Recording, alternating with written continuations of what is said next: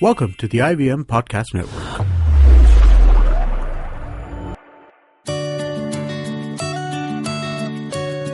In 2015, Ambika and Hoshner quit their jobs and set out to rediscover the country through planes, trains, and rickety old buses.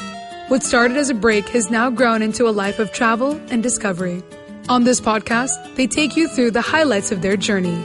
This is the Rediscovery Podcast.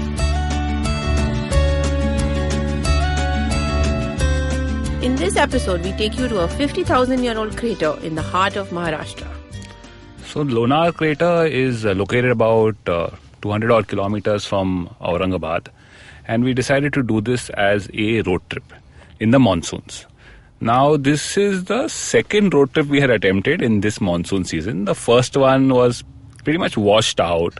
Yeah, no pun intended, huh? It was a time of the year when there were incredibly heavy rains, flooding everywhere. Some bridge had collapsed. Yeah, the bridge in Mahad. Yeah, and you know, we did a couple of treks up some of Shivaji's forts in Maharashtra, but it was pointless because you couldn't see anything. Yeah, you walked up these treks, so much effort to get up there, and then it's just all white. Yeah, 4 or 5 feet ahead of you couldn't see anything. No views, nothing. Yeah, and driving was also kind of dangerous because the rain was really heavy at times. So we decided to abandon that road trip, quite unfortunately, and we decided let's wait for a while, let the rain chill out a little bit, and we'll do it again. So about a month later, that was in August. July, and so a month later in August, we decided to head out to Lonar. Now the great part about Maharashtra in the monsoon is it becomes a different place. It's so incredibly green, so beautiful. It looks completely fresh and like new and rejuvenated, right? Yeah, everything is it's green and it's so thick, you know, all the grass that you see on the sides of the road as you're driving by, the trees, even these tiny little hills that we passed by were all covered in like thick shrubs, and some different trees were in bloom that you don't normally see when you drive around Maharashtra. So that was really cool. And then you're driving. Funky fluorescent green. It was like that bright green. That really nice green. Dark but fluorescent also in parts. And the great part about driving in the monsoon is you can drive with your windows down. So there's this nice cool wind, and it's just sort of everything takes on a whole different quality everything about just feels it. Nicer. Yeah, it just much feels nicer. Yeah. So we drove to Lonar from Aurangabad. Like Hoshna said, it's about 200 kilometers. And we started about in the afternoon, I think late afternoon. Yeah. And took us, about 3 hours to get there? 3 hours to get there. The road's decent, and as we were pulling into Lonar, the Lonar town, you pass by this Lonar crater, and our first view of it, I mean, we didn't expect to see it at that time because we were looking after it. Yeah, there was like this fence on this one side of the road. It's on the right side of the road, and there was a break in the fence, and we were like, why is there a random fence here? Yeah. We couldn't see beyond the fence, and then we saw there was a break in the fence, and then suddenly through the fence, we got our first glimpse of the crater. And you see it, it's like, whoa. It was it's pretty amazing. Pretty amazing. So we stopped right down there, parked the car at the side of the road, and ran to check out the crater. Yeah, we ran and we climbed over that part of the fence that was broken, and we sat there, and the sun had just started setting, so we watched this sunset over the crater, and what a sight. Because that crater is that first sight of that crater is something I will never forget. Yeah, and it's a crater, but it's obviously now a lake because it fills up with rainwater every year. So it was this lovely sunset, nice oranges and purpley hues. Purple, yeah. Over the crater. It was both the days we were there, the sunsets were purple. Yeah. Yeah, so that was kind of But cool. that first impression was really cool. Yeah, and the water, so you're standing up there and you see down at this crater, and the water, it's green. It's like this really pretty green color. And all around the lake, on the bowl of the crater, the inner bowl of the crater, it's full of forests. So there's this thick green forest, and then right at the bottom, there's this lake. Yeah, it's nice and round, you know. And it's round, yeah. It's a perfect round. I mean, almost perfect. Not like, lakes can be any shape. They're not really a shape, but this was kind of round. So the Lonar crater, for those who don't know, was formed 50,000 years ago when a meteorite crashed into the earth, creating the crater. And it's the only hypervelocity crater in basalt rock in the world. So in that sense, it's pretty unique. And it's big. I mean, it's not like you imagine this tiny little meteor came through. It's a meteor. Yeah, it was a big one, and so the whole circumference around it on the top is 5 or 6 kilometers. Yeah. And you can drive around the whole thing. They've made a nice road outside the fenced part, so that's convenient. And the crater has this very unique ecosystem. The water is alkaline and saline, and there's fresh water that comes from underground streams. So there is life in the lake. Yeah, the forest also supports a lot of life. There are wildcats, there are hyenas, there are gazelles. There's lots of reptiles there. Monitor lizards, snakes. Yeah. And it's also a spot where migratory birds come. So every winter, it's on the migration path for a number of birds. Swallows, minivets, lapwings, blue jays, lots of them. In the summer, when the lake dries up, there's large quantities of soda. Yeah, so the meteorite that can be found. Yeah, because it crashed into the earth, I guess it changed the properties of that region, just a crater, obviously. Right. So the water, like you said, is saline and alkaline. The slopes of the crater also, though it has a lot of vegetation, it apparently is very rich in saltpeter. So back in the day, as far back as Akbar's time, people used to collect saltpeter to make soap and glass and stuff like that. So that's pretty interesting. Even the Brits used it to collect it for industrial purposes. Okay, so multi-purpose crater over here. Yeah. So anyway, we stopped on the side of the road to watch the sunset over the crater, and then we headed back, not back, but we headed onwards to the MTDC, which is where we were staying in Lonar town, or Lonar village really. And then the next day, we set off early in the morning. And this is the cool part about the MTDC. It's right next to the crater. And you must see the crater at sunrise and at sunset. It's a very different sort of scene that happens both in the night and in the morning. So we set off to explore the lake and the crater.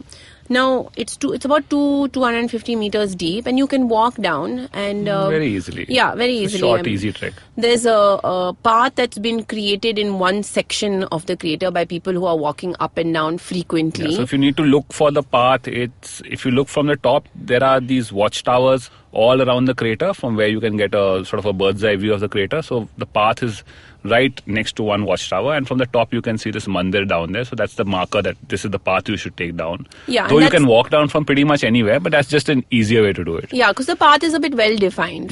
You can walk down from anywhere, but then you're sort of battling through the thick forest. Yeah. So we got down there, and right at the base you emerge at this old temple, which you can see from the top. So this temple's got some interesting carvings, and we found Kailash down there, who's the caretaker, and he's from the nearby village, but he sort of lives at the temple and takes care of it. He's been there for a few years. That's been his job. So he takes care of the temple. He's sort of half pujari for people who come there. And half guide also, I think. Guide, yeah, because he had all these cool stories to tell us. And he actually took us to see that place where he claims he saw a wildcat. Was it a wildcat? Well, our friend Nari, who was there with us, went in with him through the undergrowth, and he said there were bones there, of there something were that had been and eaten. Some prints, paw marks, but they weren't sure because he was naming some animal in Marathi, and none of us could figure out what it was. But anyway, there's lots of animals in the forest for you to see, and so you get down to the temple and you see that there's this little path that you can walk around the entire lake at the bottom of the crater. So that's really cool. You've climbed down this crater and there's this lake and you can walk all around it. So you walk around and the entire circumference of the lake, it's full of these temples, these ancient temples. And these are old. They're 800-900-year-old temples. I think there are 9, 10, 11 temples on the entire circumference. And that was not something we knew when we went there. So it's not something we expected. And they are not like the temples you'll see anywhere else in Maharashtra. They are very typical of temples that we saw in places in Karnataka. In Karnataka, yeah, they're Hoysala style of temples. So they were basically, irregular star-shaped bases and no tower on the top and very squat sort of temples. Yeah. And carvings all around on the outside and on the inside. So they were apparently built temples, by the Chalukyas. Yeah, built by the Chalukyas about 900 odd years ago. So they are really old. There's all kinds of things in those temples. I mean, other than the carvings and the fact that they are these old structures, it's full of like snakes, there's geckos, there's monitor lizards, and there's other creepy crawlies. Now, again, I couldn't probably tell you the names of all of them, but Nari was pointing them all out to us, and he was super excited. He was climbing on top of the temple to look between the rocks and see if he could find any more monitor lizards. Or he had heard there was a python in one of the temples. That's what so he Kailash wanted to go told into us. each one to see if he could find the python. But the most exciting thing he found in Lonar was worms mating. Well, there was lots of worms mating. We weren't quite sure what that was about. And he was super excited about these worms mating, but really it was just like a mass. I mean, you have to imagine this mass mound of worms climbing all over each other, trying to get to the next worm. And I mean, it didn't look like fun, but apparently they were having fun. So anyway, so this is our walk around the crater. And so you see these temples and you sort of just take in the whole scene because it's something that's very different. Yeah, you see lots of lakes around India and they'll all have their, one or two temples. But this was unique because of the style of temple it was, the way it was arranged all around the circumference of the lake. I mean, you had to walk, literally every 500 meters you'd stumble upon a different temple, but they were all exactly the same.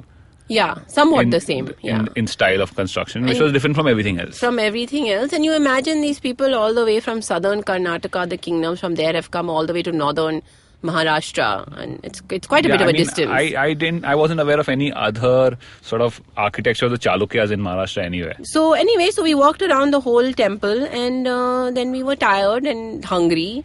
It had been a few hours later, and the sun was sort of right above us at this point. And so we came back a full circle and back to the first temple, and Kailash was there, and he saw us, and he was like, "Here, please have some water." And all the nicest people we've met on our travels, he shared his lunch with us, which was very simple. I mean, he'd made some roti and sabji. Very sweet of him because it was like really lunch for one, which he'd got from home. But we managed to gobble it all up. We managed to gobble not all of it, but with him, we shared our lunch with him. But this is a great part about traveling in these interiors of India. You will always find people who are so generous in things like this. Yeah. I mean, you don't expect it. And it's always nice when it happens. So it has a special feeling. It does. And that was nice because we were sitting in one of the old temples, seeing this lake around in front of us. There's, this blue sky above. There's forest in the distance. And we were munching on our sandwiches, sitting in the ruins of the old temple. And it was kind of like, we're in an Indiana Jones movie. And then Nari's looking for snakes, So it was a bit like a indie movie. I mean, it was fun. And then, it's like afternoon, so it gets really hot down there because there's technically no cover. So you can... Yeah, so we got reinforced on sabji and roti and headed back up. And it's went to then explore Lonar town. Yes, Lonar town we sort of stumbled upon. Yeah, we'd gone to actually check out the Daitya Sadan temple. Lonar village, really, yeah. Yeah, which Kailash told us about, and he says very interesting. We must check it out. But before that, we hit Lonar town, and it was this very cute little place. I mean, not something you would expect in the interiors of Maharashtra. Those old buildings all made out of wood. Interesting carvings, arched doorways, little floral and geometric motifs on it, and it was just maybe 4 or 5 lanes across which had these houses which you could walk in maybe half an hour or so, and they were very, very surprisingly cute. Cute, that. A lot of these houses had the ASI board also outside, so I think they are protected by the ASI so that they're not torn down. And we saw, like the balconies, very British Victorian style balconies, those nice flowery designs, and then the arches were very Mughal style like we'd seen in other parts of India. So this cool mix of styles. I don't think this is very well known because, I mean, when we were researching Lonar, we never came across anything on the internet which mentioned anything about the old town. I mean, it was always the crater and the temples. Yeah, the temple was mentioned a little bit. But if you are like us and enjoy walking amongst old homes and old alleyways, then Lonar town has definitely got something to check out. Yeah. So we sort of walked around and then we got to this fascinating Daitya Sadan temple. It's a bit like the ones down at the lake. Squat, there's no tall tower. In style it was the same. It was just a lot better preserved and a lot more ornate. Yeah, I think it's in terms use. Of the carvings. The temple is in use, so it's better preserved. And ornate carvings, they were all erotic carvings and erotic sculptures. Yeah, and when you read about erotic sculptures, you always think of Khajuraho. Yeah. You don't really think beyond that. And because of that, a lot of people associate these temples with Khajuraho, but they are completely different in style, in form, and it was very intricate. And they were not shy about those sculptures. They were not shy about anything. But all around the temple, the carvings were very intricate and very interesting. Yeah, so we saw the temple. And I think people are not used to visitors in Lonar, no, because here was Hoshna and Nari in their shorts, and Nari had his like snake hooks with him, and they gave us some very funny looks, and then the kids came to hang out. The kids hanging out and chasing us around the place. The kids are great. Everywhere. So the temple also has a Brahma statue, which is something you don't see very often unusual, in temples. Yeah. So it has a Brahma statue, and next to Brahma there's, I think it was Shiva, and on the other side there's Hanuman. So it was a pretty eclectic combination of gods in that temple. Yeah, I mean, if you had to have them all together, why not these three? And there's also an interesting story that the caretaker... And so there's always an interesting story. Which the caretaker tells. Yeah, which the caretaker tells you, yeah. So the main deity in the temple was Vishnu. Yeah. So it's a Vishnu temple. An avatar of Vishnu. Daityasan is an avatar of Vishnu. And he was standing on top of this thing which we were told was a Rakshas. So the story of Lonar mythologically goes that there was this Rakshas called Lavanasur who was tormenting the locals there, and so they prayed to Vishnu to come and help them, and Vishnu obviously did come and help them, and an epic battle ensued between Lavanasur and Vishnu, and eventually obviously Vishnu prevailed, and he stamped Lavanasur into the ground so hard that the Lonar crater was formed. So that's a cool story. I think a better story than the meteoroid. Well, better or not, it's a cool story. And there's another temple not far from that one, the Gomukh temple, which is on the side of the crater, little bit on the banks, I guess, on the upper banks of the crater, which also has an interesting story. There is a spout of water coming from there, and the villagers will all tell you that there is no trace of the source of that water. Yeah, there's no hills above that apparently from where... And there aren't. I mean, you can see that there aren't any hills from above there. And the source of that water is the Ganga, which geographically makes no sense. But now everybody likes a good story, so why not? So Lonar is full of these, and it's things you don't expect in this little town in the heart of Maharashtra. I mean, you go to see the crater, and then you see these cool temples, you see all these animals, these birds, and go in the winter time because that's the best. Yeah, it's also a good time to stargaze there because it's pretty pristine out there. Yeah. So in the winters you have some lovely views of stars. You can just go to the crater and check out the sky from one of the viewpoints. It's very nice. Yeah.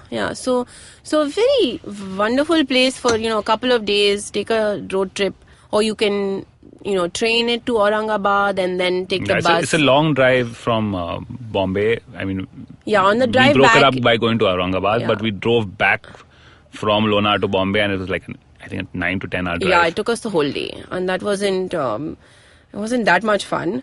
So, I mean, you can take the train, and like we said before, definitely experience the sunrise and the sunsets. You stay a night. The only place to stay really is the MTDC. It's very basic but doable. Food is decent.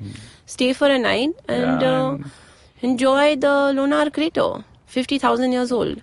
So that's it for this episode. Thank you so much for listening. And if you want to read more about the Lonar crater and other stories, check out our website at rediscoveryproject.com. And you can find us on Facebook and Instagram. Thank you so much. Thank you. In the next episode, we take you to the tiny little village of Mandvi, deep in Gujarat, to check out its old town, its 400-year-old shipbuilding yard, and its lovely palace. The Rediscovery Podcast is an Indus Vox Media production. If you like listening to this podcast, check out their entrepreneurial podcast, My Neighbor Zuckerberg, where Munaf Kapadia and Nabil Merchant talk to like-minded entrepreneurs about their struggles and successes. New episodes every Monday.